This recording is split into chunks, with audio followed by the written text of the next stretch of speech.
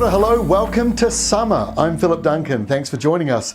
It's the 1st of December, that's the first day of summer on the meteorological calendar, and across New Zealand, warmer than average in every part of the country. We've got high pressure parked out here to the east, stretching all the way out to the Chatham Islands, where there's a cooler southerly for them. Everybody else on the side of it getting either northeasterlies or some sort of easterly flow. And then on the west coast, a couple of areas there are getting a westerly flow. So that means a bit of convergence today. A few areas where the winds meet up and you get cloudy areas with the chance of a shower. This shows the humidity on this map. So the La Nina easterlies up here, you can see the humidity in the brighter blue, but look how much drier it is across Australia where the humidity levels are much lower, and that's why it looks sort of orangey brown rather than bright blue.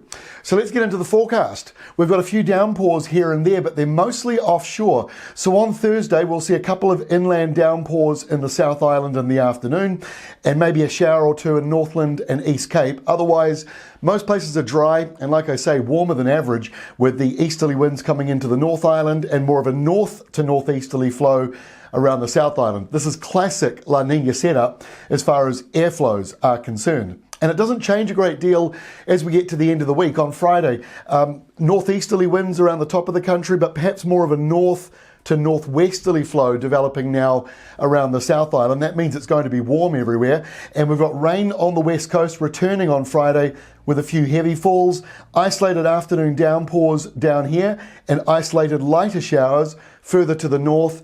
It'll be warm as well at night. I mean, it already is, but 17 and 18 degrees, maybe 19 and even closer to 20 degrees as the overnight lows for some of you up here in northern New Zealand as these humid east to northeast winds continue on.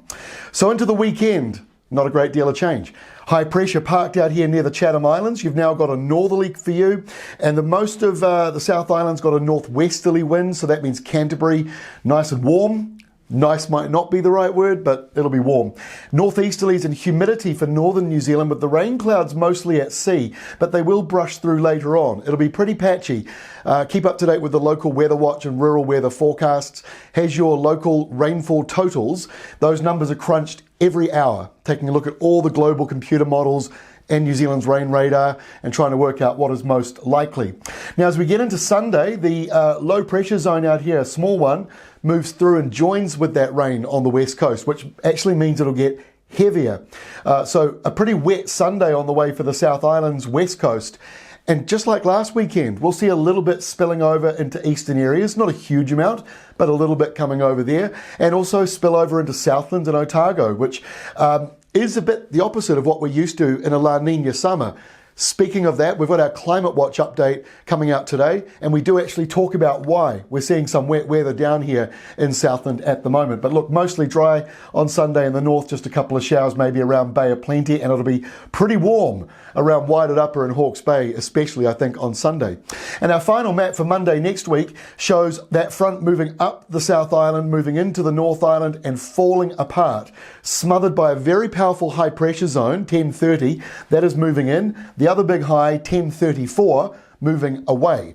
So we're pretty much stuck with high pressure as we kick off the first week or two of December, but we're seeing lows like this one and the other one out here showing signs of La Nina and even low pressure up here around the northern half of Australia.